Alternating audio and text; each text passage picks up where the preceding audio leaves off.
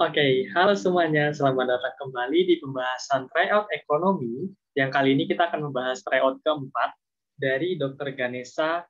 Nah, apa kabar nih semua teman-teman? UTBK udah makin dekat lagi nih. Aku harap teman-teman semua bisa semakin giat lagi belajarnya, semakin sering TO-nya, semakin rajin belajarnya, karena nggak salah lagi, UTBK udah di depan mata nih, teman-teman. Oke, karena UTBK udah di depan mata, maka kita harus benar-benar belajar nih sekarang. Karena itu, langsung aja deh kita bahas soal. Hari ini kita akan bahas soal lagi, 20 soal ekonomi dari TO keempat kemarin yang udah teman-teman kerjain. Nah, apa aja sih soal-soalnya dan jawaban-jawabannya? Kita akan bahas sama-sama sekarang. Oke, kita masuk aja langsung ke soal nomor 141. Dalam pasar faktor produksi, pada circular flow diagram, titik-titik akan memberikan titik-titik kepada titik-titik. Nih, di sini udah banyak titik-titik ya, sebagai bentuk balas jasa dari faktor produksi yang diberikan. Nah, sekarang kita disuruh mengisi semua titik-titik ini nih, teman-teman.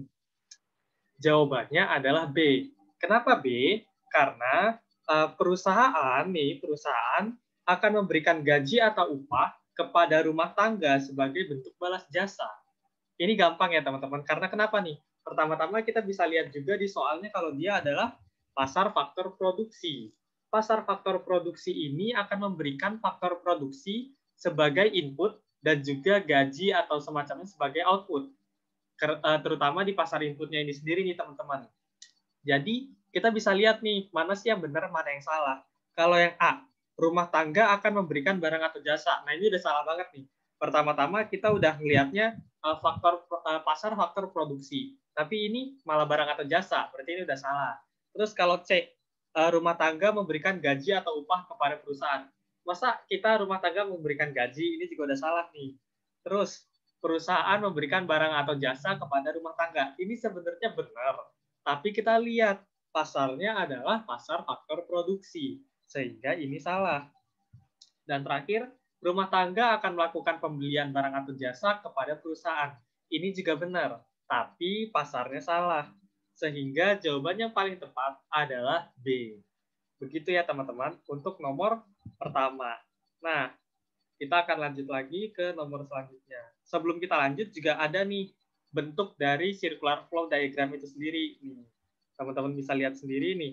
Yang kita lihat itu adalah pasar apa tadi? Pasar input. Pasar input itu pasar apa sih teman-teman? Sesuai sama soalnya nih. Pasar faktor produksi. Maka yang tadi jawabannya adalah perusahaan household atau kita rumah tangga akan memberikan faktor produksi kepada perusahaan dan perusahaan akan memberikan pembayaran seperti gaji atau upah kepada rumah tangga. Kayak gitu ya teman-teman. Nah, berarti teman-teman bisa baca sendiri nih atau teman-teman bisa menyimpulkan kalau misalkan sekarang di pasar barang atau jasa apa aja sih yang terjadi. Nah, bisa teman-teman jawab sendiri ya. Kita lanjut ke nomor 2. Di sini ada kurva PPF atau nomor 142 ya. Di sini ada kurva PPF atau Production Possibility Frontier. Nah, apa nih soalnya? Dalam kurva Production Possibility Frontier di atas, suatu produksi akan dikatakan visible, di sini kata kuncinya, visible tetapi inefisien ketika dilakukan pada titik berapa. Nah, kira-kira berapa nih? Ini udah ada jawabannya sih sebenarnya di layar, tapi coba deh teman-teman juga melakukan penalaran gitu.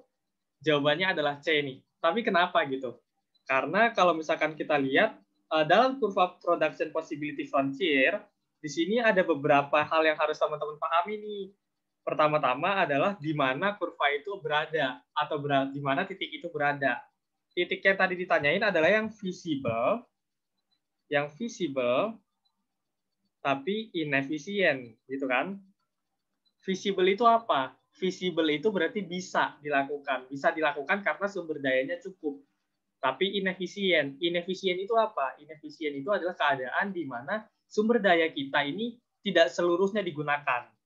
Kayak gitu. Jadi dalam memahami kurva Production Possibility Frontier, kita harus melihat mana sih yang visible dan mana yang efisien. Visible itu dikatakan ketika barang atau jasanya ini cukup tersedia, efisien dikatakan jika sumber dayanya ini bisa digunakan seluruhnya.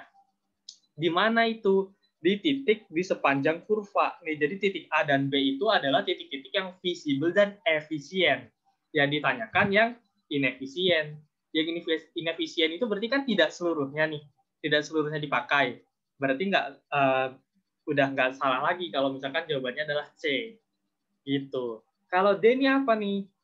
Kalau D ini adalah titik yang invisible, tidak bisa diambil. Kenapa? Karena sumber daya kita tidak cukup. Karena di sini kita harus memproduksi misalkan 850 burger dan 1.200 barang yang lain gitu. Nah, itu tidak bisa dilakukan, invisible. Seperti itu teman-teman. Dalam memahami kurva PPF. Itu untuk nomor 142. Nih ya, dan kita lanjut ke nomor 143. Soalnya di belakang. Nih, diketahui masyarakat di Kampung Durian Naik akan melakukan konsumsi sebanyak 40% dari pendapatan masyarakatnya. Walaupun pendapatannya nol, warga akan tetap melakukan konsumsi sebanyak 250. Berarti di sini udah bisa kita lihat nih, warga Kampung Durian Naik akan melakukan konsumsi sebanyak 40% dari pendapatan. Berarti ini bisa kita sebut apa? Iya, benar banget. Ini bisa kita sebut sebagai MPC. MPC-nya adalah 0,4. Gitu kan? Dan ketika pendapatannya 0, warga akan tetap melakukan konsumsi sebanyak 250. Apa nih? Ini adalah autonomous consumption atau A. A sama dengan 250, begitu kan? Nah, udah nih, kita bisa lanjut ke soal. Kalau misalkan pendapatan warganya adalah 1.000, atau misalkan Y-nya adalah 1.000, berarti bisa kita tulis lagi, Y adalah 1.000, berapakah jumlah tabungan masyarakat? Nih, jangan sampai terkecoh. Yang ditanyakan adalah jumlah tabungan. Tabungan itu apa? S. Sementara di sini yang kita ketahui apa? Ada MPC. MPC ini apa? Marginal propensity to consume. Atau untuk mengkonsumsi. Sementara yang kita cek itu adalah untuk melakukan tabungan. Maka kita bisa menggunakan dua cara nih teman-teman. Apa aja sih? Tunggu ya. Nih, teman-teman bisa pertama-tama cari dulu nih savingnya langsung. Kan kita udah tahu juga nih rumusnya itu adalah min A plus 1 min BY. Gitu kan? Min A kan min dari autonomous consumption atau min 250 ditambah 1 kurang 0,4. 0,4 itu adalah B. B itu adalah MPC atau marginal propensity to consume tadi. Jadi min 250 ditambah 0,6 dikalikan Y atau 1.000. Sehingga jawabannya 350. Atau cara kedua, bisa juga nih teman-teman putar balik sedikit. Jadi teman-teman cari konsumsinya dulu. Konsumsi itu kayak gimana sih? A plus BY kayak gitu kan. 250 ditambah 0,4 atau MPC-nya dikalikan dengan 1.000. Dapat 650. Terus kita masukkan ke dalam salah satu teori dari pendapatan dan juga saving ini. Di mana ketika pendapatan atau pendapatan nasional adalah konsumsi ditambahkan dengan saving. Jadi Y sama dengan C tambah S. 1.000 sama dengan 650 tambah S, sehingga S adalah 350. Kayak gitu. Gampang ya untuk yang nomor ini. Kita bisa lanjut ke soal selanjutnya. Jika diketahui data dari suatu barang X adalah sebagai berikut. Nih ada QD-nya, terus ada QS-nya. Manakah dari pernyataan berikut ini yang memenuhi data di atas? Nah, kalau kayak gini caranya gimana nih teman-teman? Ada yang tahu nggak? Nah, bener banget. Caranya adalah kita harus ngecek satu-satu nih. Emang kita harus agak berpikir cepat di sini karena kita harus ngecek satu-satu untuk melihat mana yang benar gitu kan. Atau yang memenuhi data. Pertama-tama kita bisa lihat nih, yang A, QS sama dengan QD. Kenapa QS sama dengan QD? Karena kita lihat keseimbangan pasar. Katanya keseimbangan pasar terjadi pada saat bla bla bla ini. Maka kita cek, bener gak sih QS sama dengan QD 20 tambah 3P sama dengan 50 min 2P dan juga seterusnya, sehingga kita dapatkan P equilibrium sama dengan 6. Nah, terus kita dapat ini Q-nya dari substitusi gitu kan, substitusi ke salah satu persamaan. Misalkan di sini aku persamaan yang penawaran QS-nya 20 tambah 3P, P-nya diubah jadi 6 gitu kan, sehingga 38. Nah, ini salah karena di sini di A ini disebutnya 40, sementara 40 itu salah. Yang benar adalah 38. Begitu. Jadi A tidak memenuhi data di atas. Kita lanjut ke yang B coba. QD sama dengan 50 min 2 kali 6 sama dengan 38. Nah, sekarang ditanyakan ketika B ini atau ketika harga ini naik menjadi 8 gitu kan. Ya udah kita cari aja QD aksennya atau QD kedua. 50 dikurang 2 kali 8. 8 ini karena harganya itu diubah menjadi 8 gitu kan. Terus kita lihat di sini dibilangnya kuantitas jika harga naik menjadi 8 maka jumlah barang yang diminta akan berkurang sebanyak 6 unit. Nah, ini salah karena yang benar adalah turun sebanyak 4 unit kayak gitu.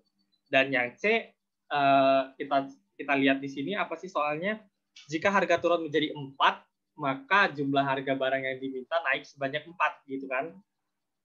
Ya udah kita lihat nih, harganya turun nih jadi 4. Terus kita lihat nih perbandingannya, tadinya 38 sekarang jadi 42, naik sebanyak 4 unit gitu kan. Ya udah, berarti ini jawabannya, pernyataannya benar sesuai data di atas. Kalau mau lihat juga pernyataan pilihan D dan juga pilihan E ini salah karena tidak sesuai dengan data yang diminta gitu. Karena yang ditanyain misalkan ini jika harga naik menjadi 8, maka jumlah barang yang ditawarkan akan naik sebanyak 4 unit. Nah, itu salah karena naiknya sebanyak 6. Dan yang terakhir, ketika harga turun menjadi 4, kita kira dia bakal naik nih kuantitas barang yang ditawarkan, padahal dia akan turun kayak gitu. Jadi, jawabannya benar adalah C. Begitu ya, teman-teman. Sekarang 145. Perusahaan Hello Jerapah memiliki fungsi biaya total yakni 4Q kuadrat ditambah 50Q ditambah 100. Dan fungsi penerimaan rata-ratanya 6Q ditambah 100. Berapakah harga yang dapat memaksimumkan keuntungannya jika diasumsikan perusahaan Hello Jerapah adalah perusahaan dalam pasar persaingan sempurna? Nah, ada beberapa kata kunci nih di sini, teman-teman.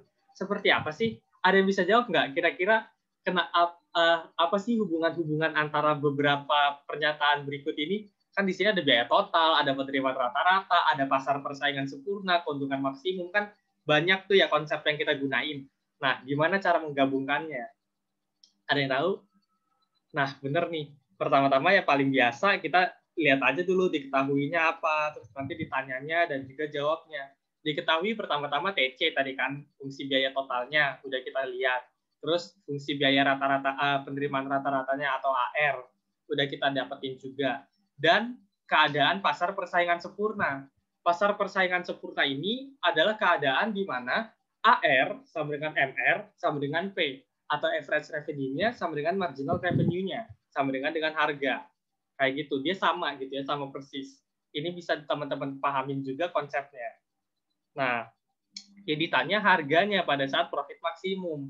Ya udah, bisa kita lihat profit maksimum itu apa sih?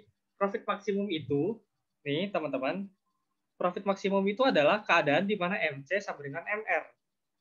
Marginal cost sama dengan marginal revenue. Untuk segala pasar, profit maksimumnya adalah ini. Jadi ini teman-teman harus hafal gitu ya. Untuk konsepnya sendiri bisa teman-teman lihat nanti pada saat belajar tentang penerimaan atau maksimum profit gitu di teori biaya juga. Nah, kita cari dong MC-nya dan juga MR-nya. MC ini adalah turunan dari TC. Begitu ya. Sehingga MC ini adalah turunan dari 4Q kuadrat yang ini nih. 4Q kuadrat tambah 50Q. Sehingga dapatlah dia 8Q tambah 50. AR sama dengan MR. Kenapa begitu? Karena ini pasar persaingan sempurna. Jadi AR sama dengan MR, yaitu 6Q tambah 100. Gitu kan. Terus kita langsung masukin nih. MC sama dengan MR, karena profit maksimumnya kan. 8Q tambah 50 sama dengan 6Q tambah 100. Kita aljabarkan sehingga mendapatkan 2Q sama dengan 50 dan dapatlah Q sama dengan 25. Terus kita substitusikan nih AR ke dalam P. Karena AR ini sama dengan P, berarti kita bisa sebut juga kalau P sama dengan 6Q tambah 100. Iya dong, karena P sama dengan AR kan, sama dengan MR gitu. Berarti P 6 dikalikan 25 ditambah 100 sama dengan 250. Begitu teman-teman. Nah, ini untuk nomor berapa tadi itu? Ya, kita lanjut aja ke nomor selanjutnya ya. Nomor selanjutnya. Besar keuntungan perusahaan 100, pengeluaran pemerintah 55 dan sebagainya, bisa teman-teman baca sendiri di layar. Nah, kita diketahui juga kalau pendapatan nasional bikin di bottom adalah 260 melalui pendekatan pendapatan. Lihat nih, ingat nih, kata kuncinya adalah melalui pendekatan pendapatan. Maka besar I adalah berapa? Nah, pertama-tama kita lihat dulu nih, emang rumusnya tuh apa sih? Rumus dari pendapatan nasional, kan teman-teman udah tahu juga nih, rumus dari pendapatan nasional itu ada 3. Nah, yang kita lihat pendekatan pendapatan. Yang mana sih rumusnya? Ada yang bisa jawab nggak? Nah, bener banget. Rumusnya itu adalah Y sama dengan W tambah R tambah I tambah P. Di sini udah kita ketahui kalau Y-nya adalah 260. Terus ada juga nih gaji, terus habis itu ada juga sewa, terus habis itu ada profit perusahaan, keuntungan perusahaan gitu kan.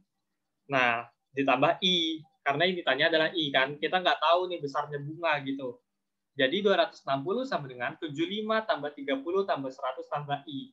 Jadi kita dapatkan kalau I adalah 55, sehingga jawabannya adalah E.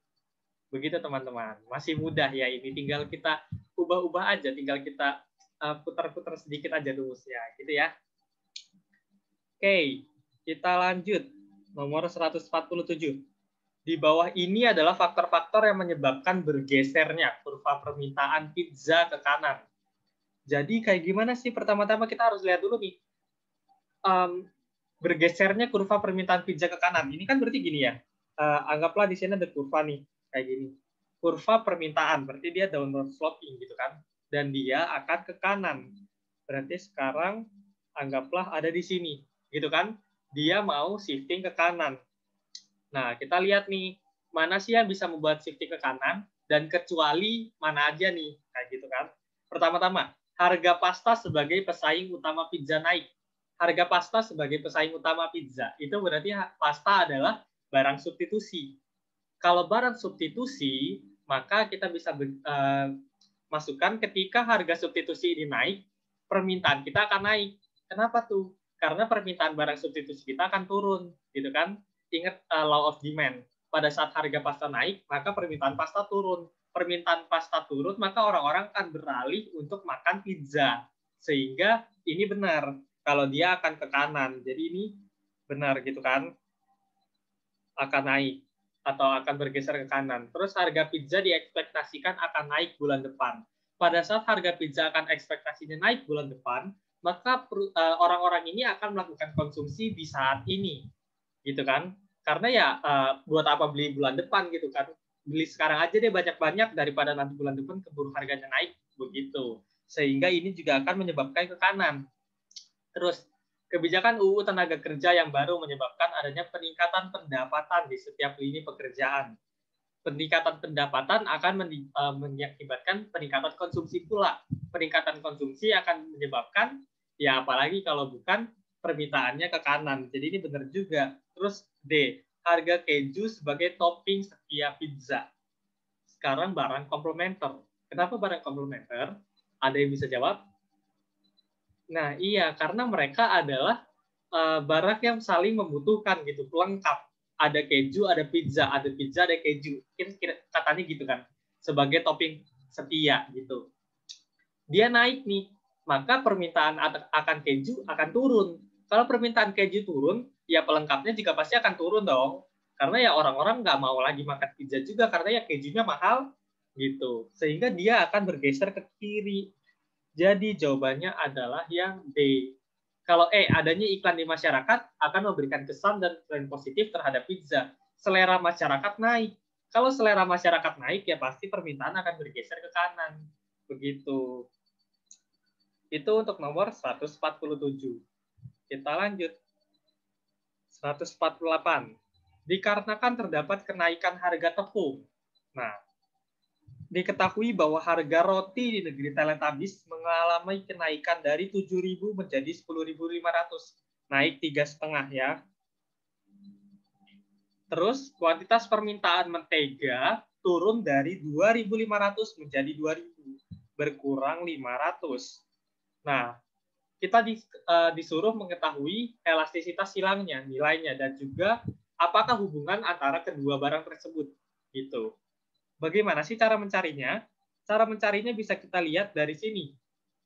Kita pertama-tama ya kayak biasa, Kita cari dulu diketahuinya, ditanya, dan juga dijawabnya. Diketahui delta PX atau perubahan harga bertambah 3.500. Pertambahan kuantitas atau pengurangan kuantitas atau delta QY adalah min 500. Perhatikan variabelnya atau perhatikan koefisiennya. Dia adalah PX. Ini kan? Dia adalah PX atau harga dari X atau harga dari roti di situ kan. Dan yang turun adalah permintaan kuantitas dari barang Y-nya atau barang yang satunya, yaitu mentega. Nah, kenapa begitu? Karena elastisitas silang itu emang melihat besarnya pengaruh kenaikan harga suatu barang terhadap penurunan atau kenaikan barang selain itu atau barang yang lain, begitu kan? Dan kita tahu juga P1 Q1-nya 7.000 dan juga 2.500. Yang ditanya adalah EC atau cross elasticity atau elastisitas silang. Ya udah bisa kita sebut kalau ini adalah rumusnya, delta persen QY dibagi persen delta PX. Jangan sampai kebalik, QY dibagi PX karena besarnya pengaruh harga terhadap kuantitas. Jadi PX-nya itu harus di bawah sebagai penyebutnya gitu ya. Terus kita lihat nih, berapa sih persen delta QY-nya? Cara nyarinya ya gini, delta QY dibagi Q1 itu adalah persen delta QY, sama aja kayak nyari persen gitu kan, dikali 100%. Ya udah, min 500 delta QY-nya dibagikan Q1 2.500 dikali 100 sama dengan min 20%. Begitu pula dengan PX menjadi 50%. Maka ya udah nih, bisa deh kita lihat kayak gimana min 20 dibagi 50. Min 20% dibagi 50% adalah 0,4. Minus ya. Minus 0,4. Jangan sampai salah, karena ada minus di bagian delta QY-nya. Gitu kan. Dan kenapa komplementer? Ada yang bisa jawab? Nah, dia akan menjadi barang komplementer, sebuah hubungan antara QX dan juga PY atau QY dan juga PX akan menjadi komplementer ketika EC-nya kurang dari 0. Jadi EC ini bisa kurang dari 0, ini kurang dari, bisa lebih dari 0, bisa sama dengan 0. Ketika kurang dari 0 itu komplementer, ketika lebih dari 0 itu substitusi, dan ketika sama dengan 0 berarti dia tidak ada hubungannya. Atau ya kenaikan harga PX tidak akan berpengaruh terhadap kenaikan atau penurunan permintaan QY. Begitu. Gitu ya teman-teman. Kita akan lanjut ke soal nomor berikutnya. 149. Perhatikan data dari LA di bawah ini. Pendapatan masyarakat 550, tingkat konsumsinya 250. Setelah Voldemort runtuh, kebijakan ekonominya ini membaik sehingga pendapatan masyarakat naik juga menjadi 750. Akibatnya tingkat konsumsi masyarakat juga naik menjadi 300. Nah, yang kita ditanyain itu, berapakah marginal propensity to save? Nih, ingat ya teman-teman, dia adalah propensity to save. Sementara yang kita ketahui adalah tingkat konsumsi, gitu kan. Maka kita harus lihat bagaimana cara mengubah MPC menjadi MPS, gitu. Pertama-tama, apa yang harus kita lakuin? Ada yang tahu? Seperti biasa, pertama-tama kita cari dulu diketahui, ditanya, dan dijawab. Kenapa di sini MPC? Ada yang tahu? Nah, karena yang kita ketahui ya konsumsi. Kita nggak bisa kalau MPS coba langsung MPS. MPS itu apa? Delta S dibagi delta Y. Dari mana kita tahu delta S-nya? Kita nggak tahu kan? Kita nggak dapat diketahui nih. Nggak ada diketahuinya. Maka kita harus cari MPC-nya dulu. Bagaimana cara mencari MPC? Ya udah yang kayak teman-teman biasa kerjain gitu kan. Cara nyari MPC adalah delta C dibagi delta Y. Delta C-nya tadi 50 kan, peningkatan konsumsi, dan delta Y-nya atau peningkatan pendapatannya 200, menjadi 0,25. Nah, terus apalagi yang harus kita lakuin? Ingat konsep, kalau MPC ditambah MPS sama dengan 1. Jadi, MPC dan MPS ini emang jika dijumlahkan hasilnya emang selalu 1 dan harus 1 begitu. Jadi 0,25 ditambah MPS sama dengan 1. Ya MPS-nya sama dengan 0,75. Gampang ya, tinggal diubah aja gitu, tinggal diajabarkan. Selesai di nomor 149. Lanjut ke 150. Ini soal kali ini emang agak banyak hitung-hitungannya ya teman-teman, karena biar mengasah pengetahuan kuantitatif juga, bukan kuantitatif itu maksudnya mengasah pengetahuan untuk melakukan hitung-hitungan dan sebagainya gitu. Oke, lanjut aja. Ketika Grindelwald berkuasa, salah satu kebijakan ekonomi yang dikeluarkannya adalah intervensi pajak, gitu kan. Jika diketahui fungsi di pasar adalah PS sama dengan 50 tambah Q, dan PD adalah 150 kurang Q. Nah, kalau Grindelwald ini memasang pajak sebesar 10, berapakah uang yang diterima Grindelwald? Atau Grindelwald ini sebagai pemerintah gitu ya. Ya udah, gampang dong ini jawabannya. Adalah kita pertama-tama ya seperti biasa, diketahuinya tuh apa sih? Ada PS-nya, ada PD-nya, ada pajaknya. Terus yang ditanya adalah penerimaan pajak ke pemerintah. Pertama-tama, sebenarnya kita bisa langsung memasukkan pajak, tetapi untuk teman-teman bisa tahu juga, kita bisa cari dulu keseimbangan sebelum pajaknya. Keseimbangan sebelum pajak ya seperti biasa, PS sama dengan PD. 50 plus Q dan sebagainya, sehingga mendapatkan Q 50 dan P-nya 100. Terus kita lihat keseimbangan sesudah pajak. Keseimbangan sesudah pajak ini pada saat harga penawarannya itu udah berubah.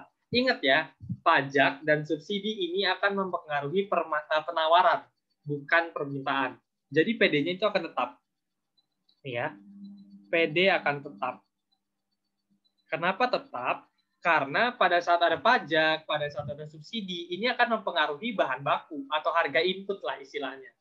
Nggak akan mempengaruhi selera masyarakat atau ya pendapatan masyarakat gitu-gitu kan. Karena ini kan pajaknya maksudnya pajak untuk seller gitu kan, pajak untuk penjual begitu. Jadi ya PS sama dengan PD. PS setelah pajak itu gimana sih? PS setelah pajak itu ya PS sama dengan A plus Q plus T gitu kan. Ini T. A atau konstantanya ditambahkan dengan Q-nya ditambahkan dengan pajaknya. Sehingga 50 ditambah Q ditambah 10. Jadi udah kita bisa aljabarkan lagi seperti kemarin, seperti yang di atas. Jadi P-nya adalah 105 dan Q-nya adalah 45. Penerimaan pemerintah adalah pajaknya dikalikan dengan berapa banyak sih kuantitas barang yang terjual di pasar, yaitu 10 dikali 45 sama dengan 450. Begitu.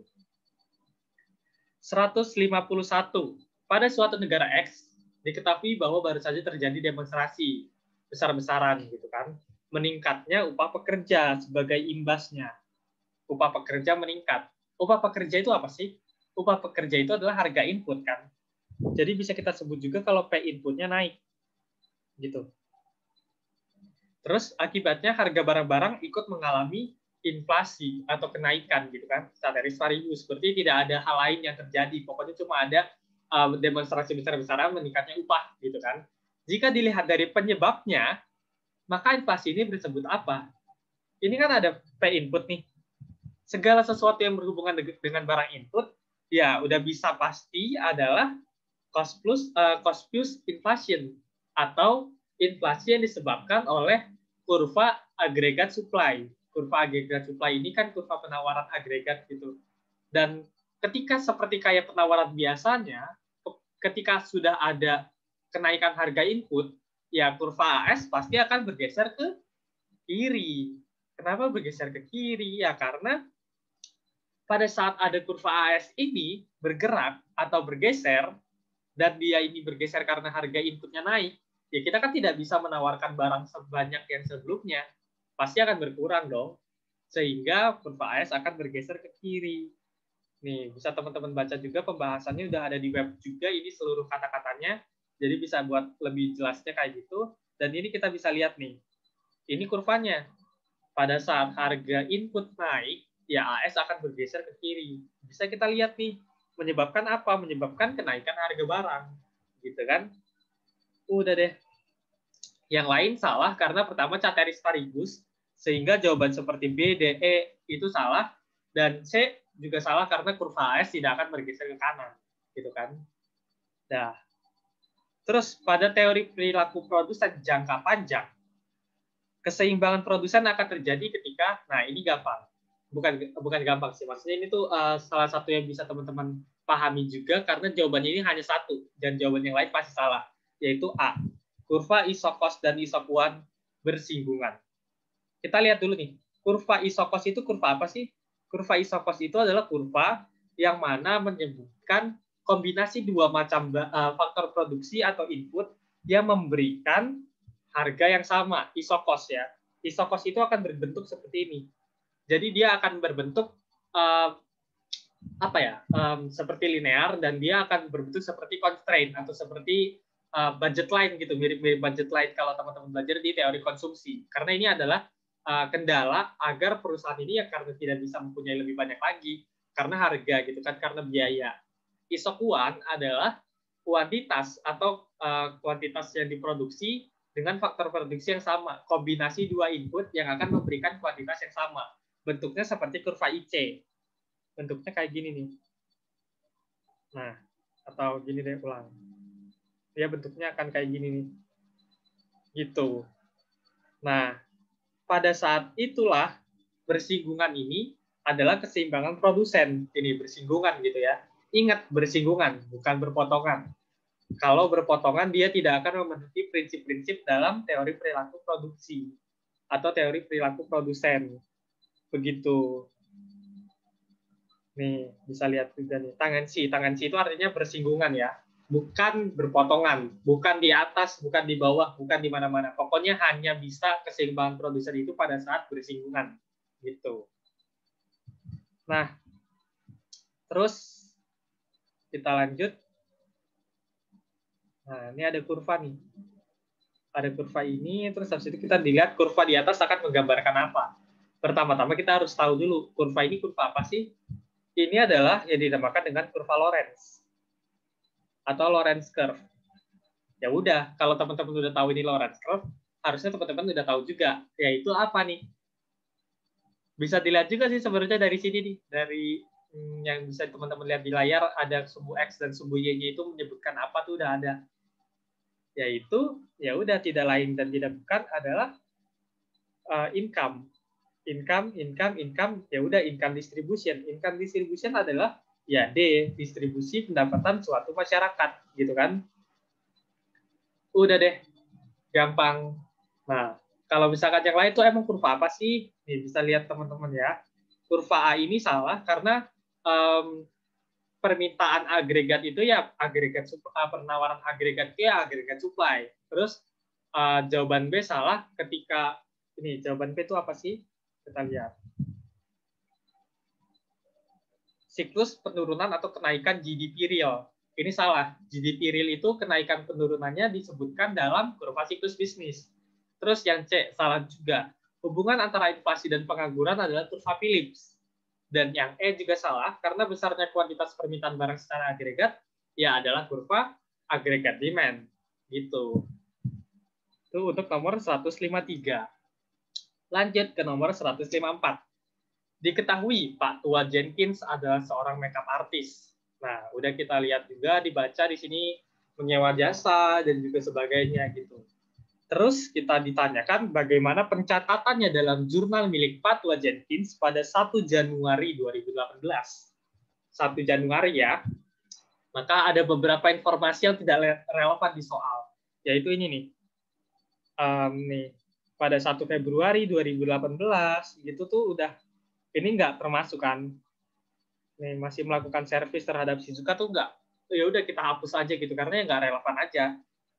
Nah kita lihat Shizuka menyewa jasa miliknya selama 6 bulan, totalnya 12, dibayar lunas. Berarti pada tanggal 1 Januari ini si Shizuka membayar Pak Tua Jenkins sebanyak 12 juta untuk 6 bulan, gitu kan?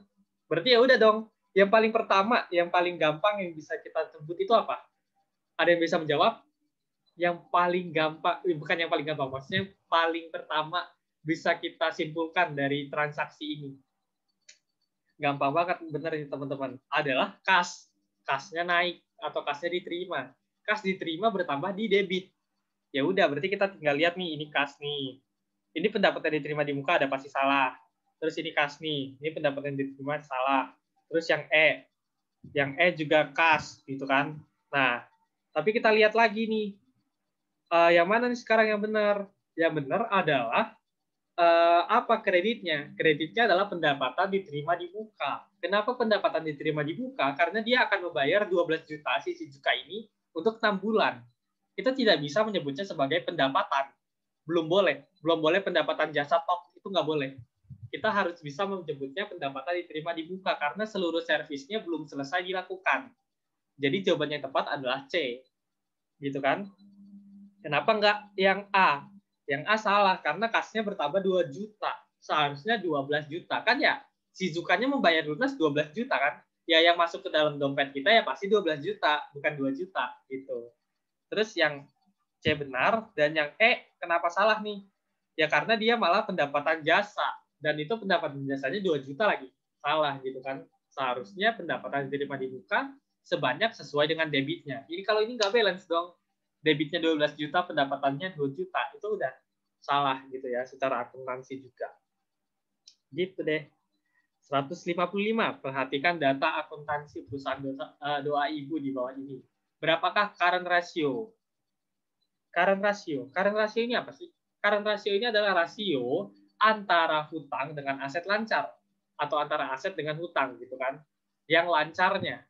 Nah, ini digunakan untuk apa? Digunakan dalam laporan-laporan keuangan agar kita bisa lihat nih berapa banyak sih hutang kita dibandingkan terhadap dengan aset kita. Jadi kayak biar perusahaan pada saat mau utang tahu nih sejauh apa dia bisa ngutang karena dia tahu juga seberapa banyak power dia atau rasio dia untuk melakukan pelunasan terhadap hutang-hutang tersebut. Gitu. Seperti apa rumusnya? Seperti ini. Kas tambah perlengkapan dibagi utang dagang atau harta lancar dibagikan utang lancar gitu. Jadi harta lancar dibagi utang lancar. Gitu kan? Harta lancarnya apa aja? Yang ada di sini adalah kas dan juga perlengkapan. Nih. Ada kas, ada perlengkapan. Pabrik, kenapa pabrik enggak? Pabrik ini adalah harta tetap, gitu kan? Terus utang dagang, dibagi utang dagang. Kenapa obligasi enggak? Obligasi ini adalah utang tetap atau utang jangka panjang. Utang lancar ini utang jangka pendek. Jadi, ya udah tinggal 5 juta ditambah 2,5 juta dibagikan 5 juta, yaitu 1,5. Begitu. Lanjut ke nomor 156. Toko senjata The Avengers melakukan pembelian barang dagang dari S.H.I.E.L.D. gitu kan. Terus udah bisa kita teman-teman baca sendiri dan yang paling penting di sini ada ini teman-teman. Bagaimanakah jurnal umum pada tanggal 14 Januari 2021 bagi S.H.I.E.L.D.? S.H.I.E.L.D. ini siapa? Bukan si yang pakai mata satu itu, bukan, beda ya. S.H.I.E.L.D. ini di sini di akuntansi ini berperan sebagai apa? Penjual atau pembeli? Benar, sebagai penjual. Kenapa? Karena toko The Avengers melakukan pembelian barang dagang dari S.H.I.E.L.D. Berarti S.H.I.E.L.D. ini adalah penjual. Yang diminta adalah jurnal umum untuk S.H.I.E.L.D. bukan untuk Avengers. Berarti kalau kayak gitu untuk tanggal 14 Januari adalah tanggal pelunasan utangnya kan? Nih teman-teman bisa lihat dibaca di situ. Kalau pelunasan utang berarti yang pasti banget diterima itu adalah kas. Iya dong, kan pelunasan utang. Dan kreditnya pasti utang dagang. Gitu. Itu udah bukan utang, maaf. Adalah piutang dagang. Karena S.H.I.E.L.D. ini akan memberikan piutang gitu kan kepada si Avengers dan pada saat Avengers melunasi, kasnya bertambah, piutangnya berkurang. Gitu dong. Nah, ya udah. Berarti kita bisa lihat nih, A salah. Terus B nih udah ada nih kas, udah ada piutangnya. Ini udah bisa lah gitu kan. Utang salah. Terus kas udah benar, terus piutang udah benar. Terus yang E kita lihat utang dan juga kas juga udah salah ya karena dia utang gitu kan. Sementara yang kita lihat itu adalah harusnya piutang gitu kan. Nah, terus kita baca lagi nih. Ada apa? Ada potongan pembelian. Dari mana kita lihat? Karena di sini ada kredit sebanyak 5/15 atau akan memberikan potongan sebanyak 5% jika dilunasi kurang dari 15 hari. Dia beli tanggal 1 dan dilunasi tanggal 14. Dapat dong. Dapat dia diskon 5%. Ya udah, kita lihat aja 5% dibagi 15 juta. 5% dibagi 15 juta adalah 750.000. Gitu kan? Ya udah, kalau kayak gitu bisa kita lihat deh. Di mana sih potongan pembelian atau penjualan ini, kita lihat dulu juga potongannya tuh potongan apa? Pembelian atau penjualan? Ayo, adakah yang bisa menjawab? Benar banget, kita akan membuat potongan penjualan. Karena kita melihat dari sisi yield, sisi si penjual. Sisi penjual ya pasti akan memberikan potongan penjualan dong, ya kan dia penjual gitu. Nah, seberapa banyak? Sebanyak 5%. 5% ini akan mengurangi apa? Akan mengurangi kas. Gitu ya. Namanya juga diskon. Kalau diskon kan kita jadinya kalau kita pembeli dapat diskon, ya kita bayarnya dikit dong, lebih sedikit. Tapi utang yang lunasnya itu seluruh utangnya. Gitu. Kita sebagai penjual akan mendapatkan uang lebih dikit. Tapi piutang kita lunas semuanya. Karena ya yang kita lihat itu kasnya masuk berkurang dan piutangnya tetap. Maka piutangnya akan berkurang 15 juta di kredit. Jadi ini nih piutang 15 juta dan potongan penjualannya akan ada di debit. Gitu kan? Nih 750.000 karena dia mengurangi pendapatan kas kita atau kas yang masuk ke dalam dompet kita tuh berkurang karena ada potongan gitu. Atau gampangnya ya potongan penjualan akan bertambah di debit gitu. Potongan pembelian itu akan bertambah di kredit kalau kita ada Avengers. Tapi kita adalah shield di sini gitu. Oke. Wow, banyak juga yang udah kita bahas hari ini ya. Lanjut, pada pasar persaingan sempurna, keuntungan maksimum akan didapatkan ketika TR sama dengan TC. Sebab pasar persaingan sempurna memiliki properti unik, yaitu P sama dengan AR, sama dengan FR, sama dengan D. Ada yang, ya ini udah ada sih jawabannya di layar ya, tapi ada yang tahu kenapa? Ayo, adakah yang bisa jawab? Silakan di pause dulu, terus coba deh teman-teman. Oh ini kayaknya gini deh. Terus nanti kita lanjutin lagi, baru bisa dapat jawabannya. Oke, kalau misalkan tadi udah di pause, tadi ya di pause-nya ya. Nah, kita bisa bahas sekarang. Akan didapatkan ketika TR sama dengan TC. Wah, ini udah salah. Ya udah pernyataan salah gitu kan. Kenapa? Karena keuntungan maksimum akan didapatkan ketika MR sama dengan MC.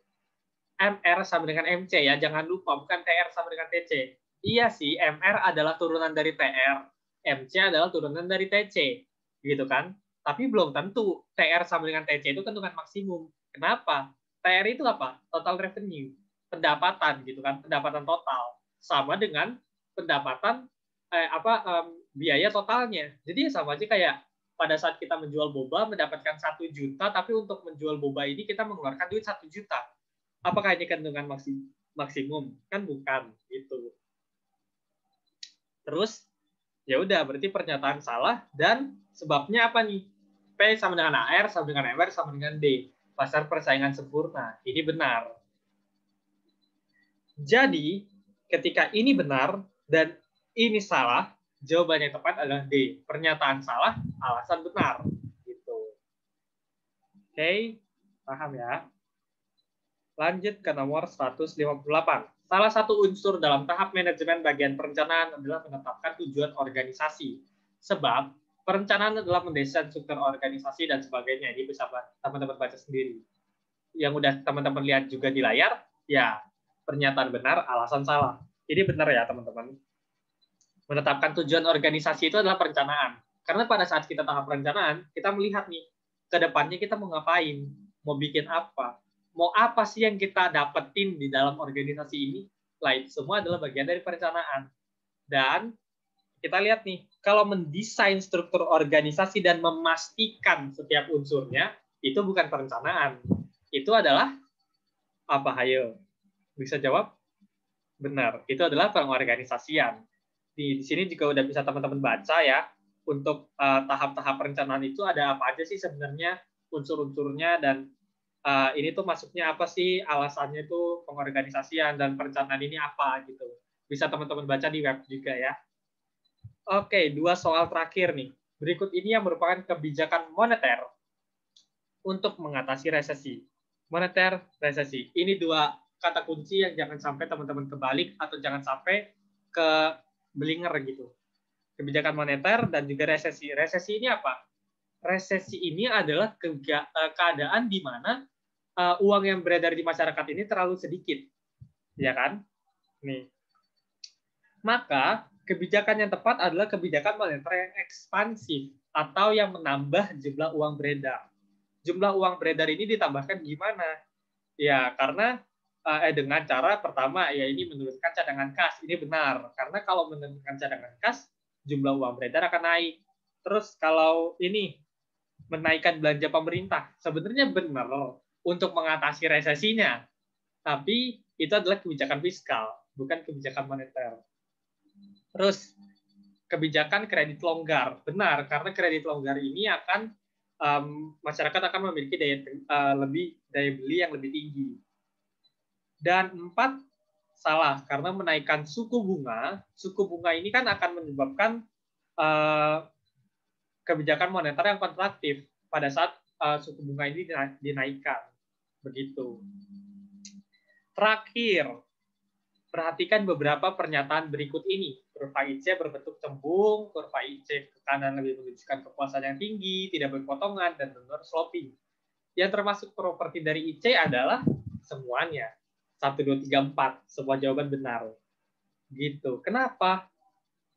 Nih, bisa teman-teman baca sendiri. Pertama-tama, ada yang namanya marginal rate of substitution, atau penurunan atau rate dari rate substitusi marginal. Maksudnya apa? Gini loh. Jangan di sini. Gini, misalnya, nih, kita tahu ada kurva IC. Gini kan kurva IC. Nah, dia akan berbentuk cembung karena ada ini nih. Nih, beda kan? Ada perbedaan antara penggantian antara A dengan B, atau antara misalkan ini barang A dan ini barang B. Maksudnya apa? Pada saat kita lapar nih, misalkan barang A ini adalah pizza, barang B ini adalah Coca-Cola. Pada saat kita lapar, kita akan mengorbankan Coca-Cola lebih banyak untuk mendapatkan satu potong pizza, untuk memberikan kepuasan yang sama karena kita lapar. Tapi pada saat kita makin kenyang, ya kita nggak mau mengorbankan lebih banyak Coca-Cola dong demi sepotong pizza. Begitu, sehingga kayak gini bentuknya. Terus dia akan berbentuk cembung, atau dia akan berbentuk downward sloping, ya karena seperti biasa, sama juga kayak kurva permintaan. Ketika satu barang naik, satu barang yang lain harus turun. Kayak ketika harga naik, kuantitas turun. Kalau ini kan ketika barang B naik konsumsinya, konsumsi barang A harus turun. Begitu. Terus dia tidak akan berpotongan satu sama lain. Karena ya kalau misalkan nih berpotongan nih, ada satu di sini. Kurva indifference curve adalah kurva yang mana setiap titik-titiknya itu menunjukkan kepuasan yang sama, gitu kan? Nah, tapi kalau kayak gini akan salah. Kenapa salah? Karena kita tahu juga pada saat kurva indifference curve ini lebih kanan, dia akan memberikan kepuasan lebih banyak. Iya dong, karena kan semakin banyak konsumsi, semakin banyak yang bisa dipuaskan, gitu kan? Ini kan semakin ke sini, semakin ke kanan kurvanya, konsumsi kedua barang akan naik, gitu kan? Tapi tiba-tiba dia berpotongan. Misalkan kurva yang biru ini, misalkan yang biru akan memberikan 250. Kurva yang hijau akan memberikan 200, gitu kan? Karena lebih kanan, misalkan yang biru lebih kanan. Tapi ada titik potongnya di sini. Lah, jadi yang benar ini 200 apa 250? Nggak make sense dong. Sehingga ini salah. Atau tidak memenuhi prinsip transitivitas. Begitu teman-teman. Jadi jawabannya adalah semua benar tadi ya. Udah deh. Kita udah mendapatkan 160 soal yang dibahas di hari ini. Oke. Ini adalah seluruh pembahasan soal untuk hari ini. Semoga teman-teman mengerti dan juga paham setiap yang kita bahas. Kalau misalkan masih ada yang belum dipahami, bisa langsung ngomong atau bisa langsung japri aja gitu kalau misalkan teman-teman kebetulan ada di grup Telegram juga dan sebagainya. Nah, saran sedikit, untuk ekonomi ini emang akan sangat banyak materi-materi dan konsep-konsep, dan kebanyakan berkaitan satu sama lain. Kayak tadi tuh pasar persaingan sempurna jadi teori biaya, atau kayak ini nih kurva indifference curve juga ada mirip-miripnya sama permintaan penawaran. konsep-konsep dalam ilmu ekonomi ini sama, karena framework-nya itu sama kan, tentang kelangkaan dan sebagainya. Itu tetap satu. Nah, saran dari aku, teman-teman bisa memahami dan juga benar-benar secara komprehensif paham gitu tentang materi-materinya dan hubungan antara materinya. Jangan cuma diapalin atau jangan cuma ngapalin rumus. Misalkan teman-teman apal rumus MPS gitu, delta S dibagi delta Y. Terus ditanya kayak tadi, ya ditanya MPS, tapi yang diketahui MPC. Ya teman-teman bingung dong nanti kalau cuma sekedar apal, harus paham.